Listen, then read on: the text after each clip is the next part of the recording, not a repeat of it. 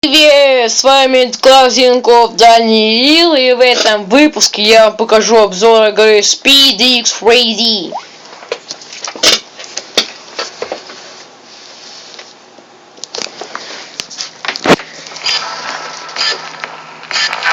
Игра очень интересная, здесь управление осуществляется за счет акселерометра. 4 уровня, но там по куче. 4 локации, но там куча уровней. Графика нормальная, изображено все хорошо, только наркоманская. Рисунки, голова очень после этой игры, глаза болят, а голова. Особенно в таких кассах, когда там все вообще там раздвигается и очень длинная трасса.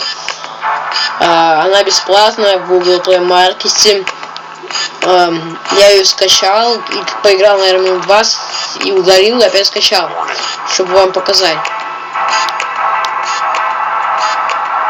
Такая хрень. Игра прикольная. Здесь есть такие жесткие трассы, после которых тошнит и плохо становится.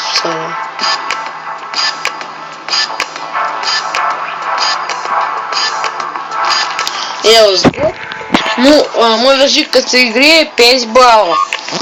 Нет, из 5 баллов, точнее, я ставлю ей 3 балла, потому что она очень такая головокружительная. Всем спасибо за просмотр. Пока. Подписывайтесь, ставьте лайки.